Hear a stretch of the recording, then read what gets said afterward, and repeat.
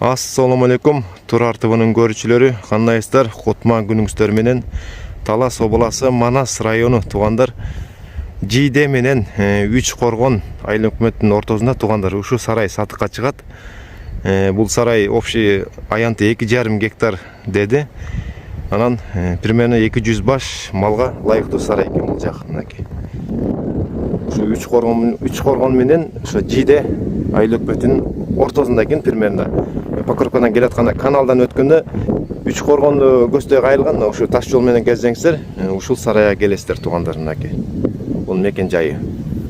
Анда эмес ичине кирип таанышып чыгайык, кандай условиялар бар бул сарайда. Баазы канча дейт, несі бар, несі жок.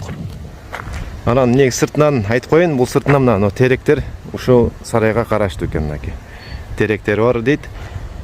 Анан да бир жакшы жаңылыгы, бул жакка уже таза суу кирейин дептир, баардык материалдарын алып келип коюптур.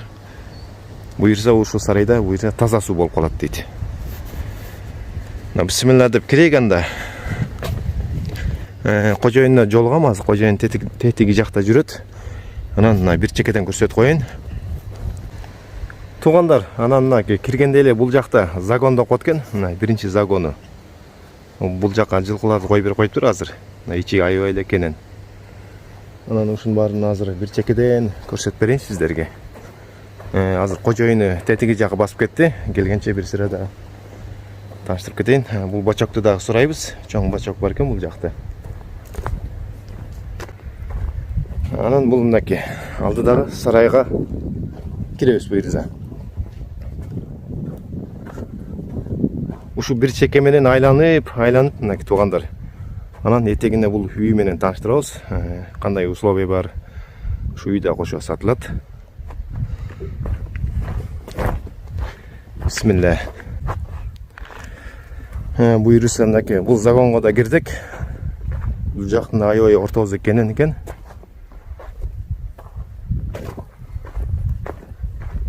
Анан мынагы биринчи эшикке кирип, бул жак менен да тааныштырып чыгайын.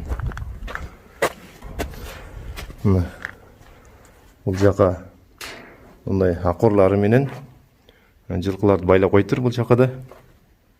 Ичикенен бардыгы мындай стяжка болгон экен. Мына ортосуна жүрө бересиздер, акорлардын.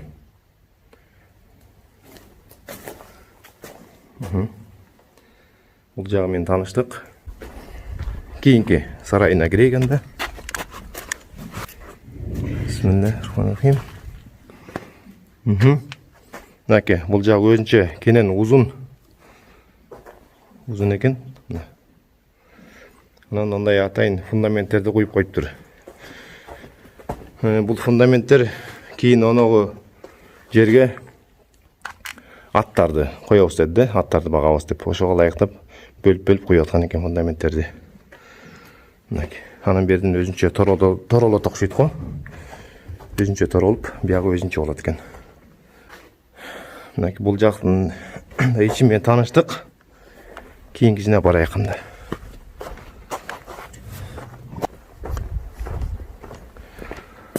Бул эшикке кирейик. Бул жакта не бар, не жок. Бисмилла. Жылкылар турса керек бул жерде. Атайын ошого ылайыкталган экен. Бул жерде цементтен акурлар.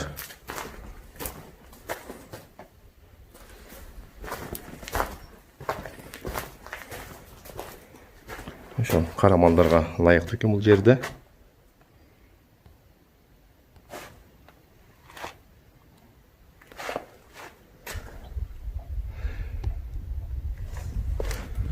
Бул эшикте да көрдүк, ичине кирип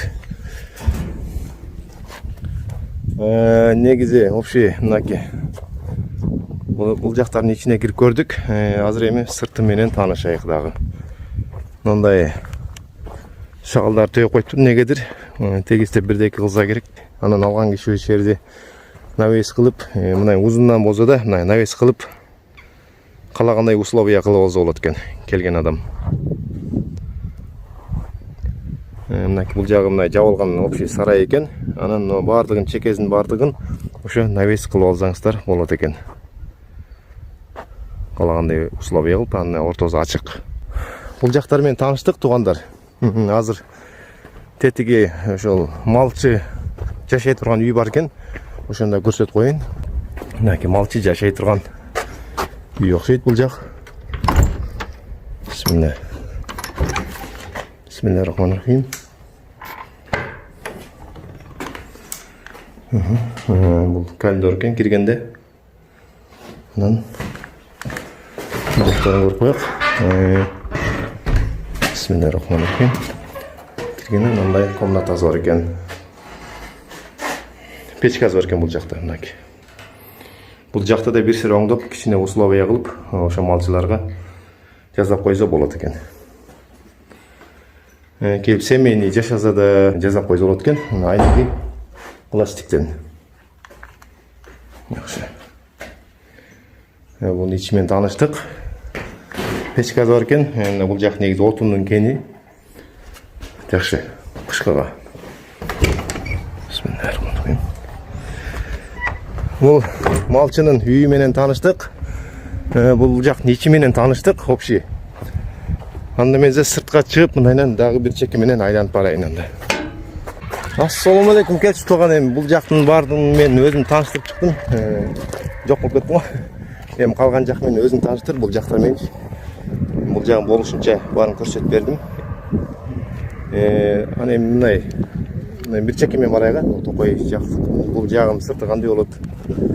Ошону көрүп коелук. Тетиги бачок турго. Ошол кандай калабы биякта?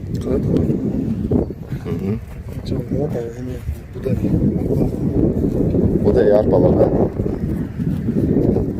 Жакшы экен.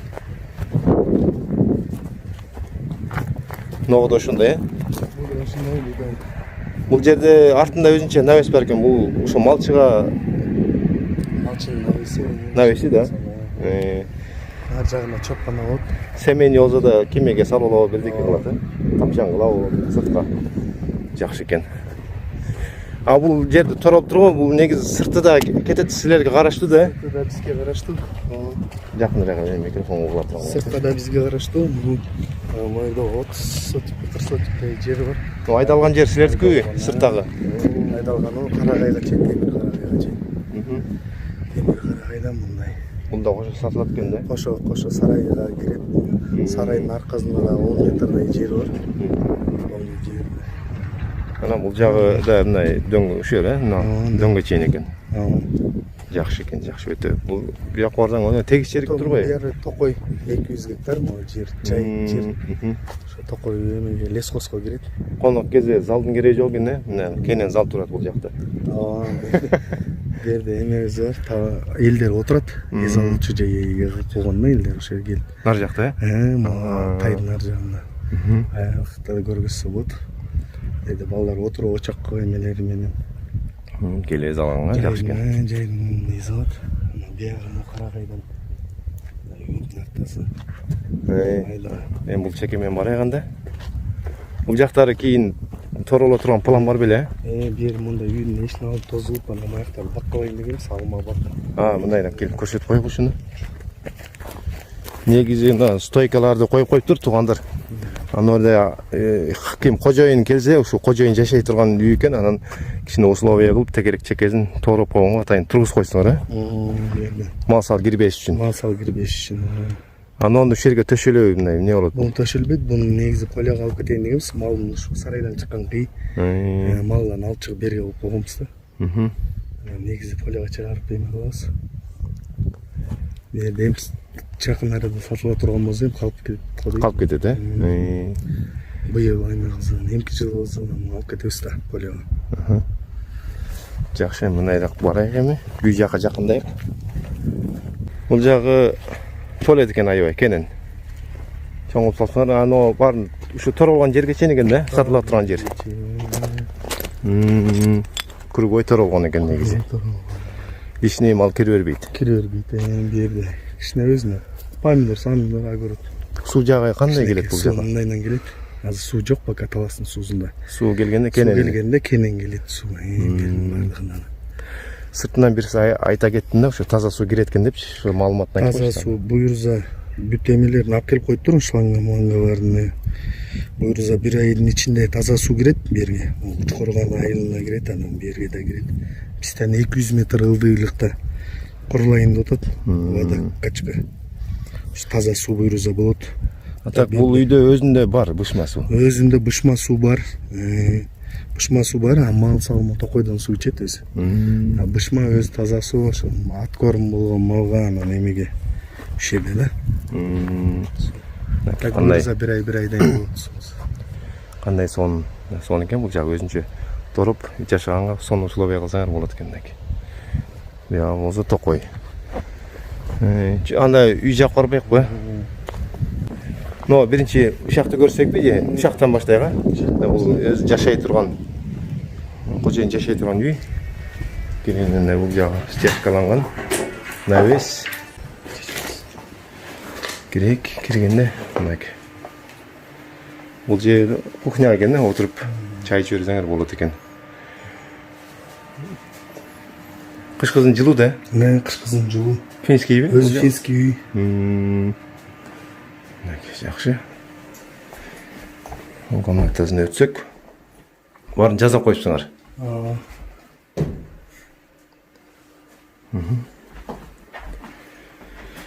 Анан бул жагы спальняби? Зал болуп аткан, узун зал турбайбы? Узун зал. Жакшы. Барын жазап койтур, потолокко чейин. Обой. Ушунакай обойлор чаптап койтур. Бул жактан телевизор көрүп отура бересиздер. Жакшы. Немелерди кака кылат буюрса жанагы? Душ. Душтарды негизи ала малчынын комнатасына кылайын дегенбиз. Бул жака эмес, наркөттеги. Ошону көрсөт. Болгон эшигин эме ачайын деп атабыз да, ортосунда. Эшигин ачайын. Бул комнатаны тешпи? Бул жерден тешип туруп. Ушул жерден тешип өтүп кете турган. Тешип өтүп кете турган болот. Ар жагы душ. Кылайын деп өзүбүз ошо ойлоп атканбыз да, кичке душ. Ошол наркы беттен да кирет экен бул үйгөчү, ошону көрсөтүп коелук. Ал малчыларга арналган экен да. Но что-то стойкалар жакшы эмес го?